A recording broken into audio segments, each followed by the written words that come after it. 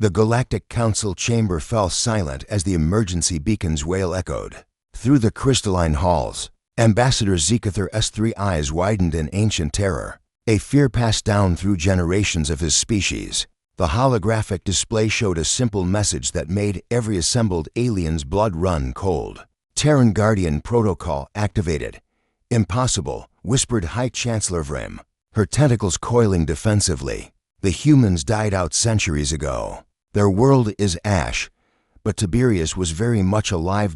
Deep beneath the irradiated surface of Earth, in a bunker that had survived 3 extinction-level events, cryogenic systems hummed to life for the first time in 400 years. Ice crystals fell away from the pod as ancient mechanisms, powered by a fusion core built to outlast stars, began their resurrection sequence.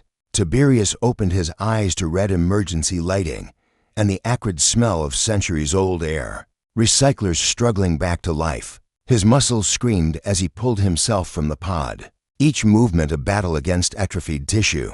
The last thing he remembered was the evacuation, the Great Exodus, when Earth's sun began its premature death throes. The lottery, the chosen few who would flee to the colonies, and those who stayed behind. Status report. He croaked, his voice raw. The AI's voice crackled through ancient speakers. Lieutenant Commander Tiberius Vale, you have been in stasis for 437 years. Earth status, uninhabitable. Colony status, unknown. Guardian Protocol, active. Tiberius staggered to the command console, his training flooding back through the fog of centuries. Guardian Protocol, the contingency plan that humanity prayed would never be needed. If activated, it meant one thing. Humanity's enemies had returned.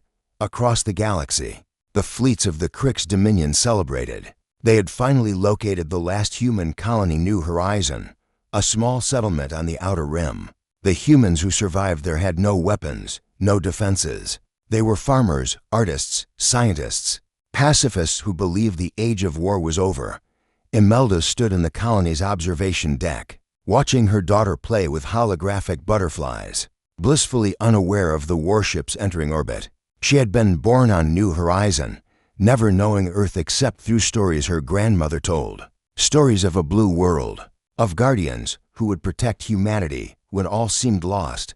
Stories she thought were just myths. "Mama, what are those?" her daughter asked, pointing at the sky. Imelda's breath caught. 12 Krix dreadnoughts hung in the atmosphere like vultures. The colonial governor's message was brief and brutal: surrender or die. The Krix had waited centuries for this moment. Humanity had humiliated them in the border wars, had driven them back with weapons and tactics that seemed almost supernatural. But the Krix were patient. They waited until the humans scattered, softened, forgot how to fight. Now came their revenge. Back on Earth, Tiberius descended deeper into the bunker complex, following emergency lighting through corridors that hadn't seen footsteps in for centuries. His destination lay 5 miles beneath the surface vault. Omega. The door recognized his biometrics, ancient but still functional.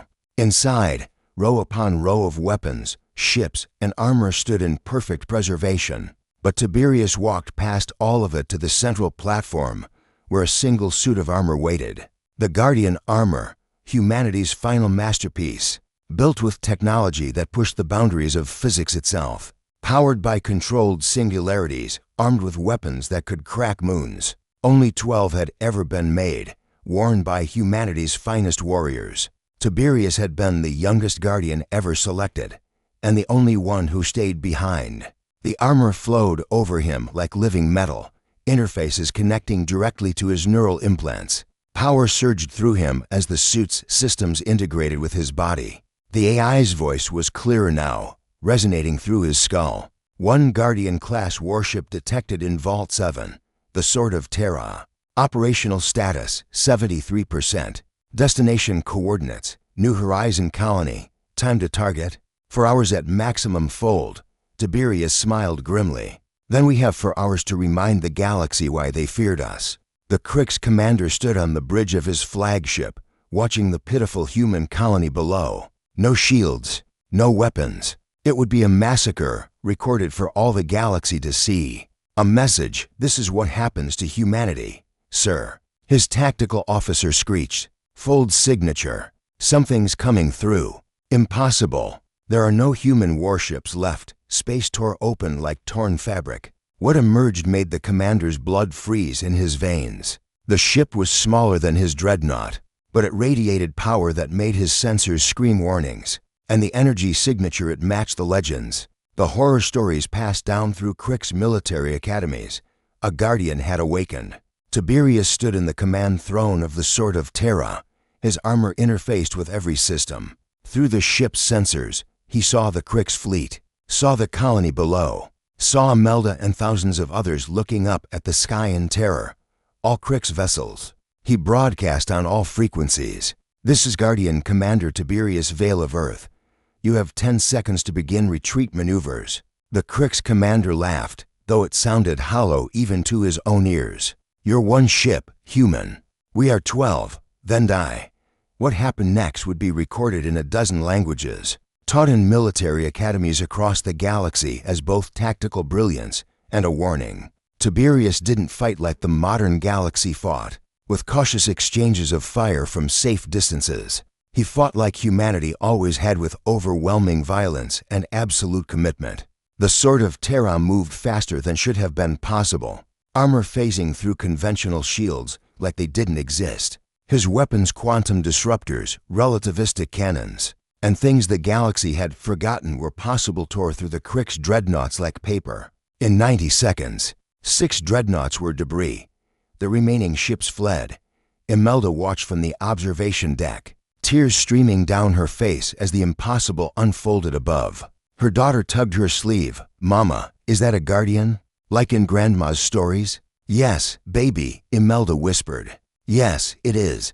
Tiberius set the Sword of Terra in orbit above New Horizon, his armor's systems already plotting patrol routes, defense networks, manufacturing protocols. He would rebuild.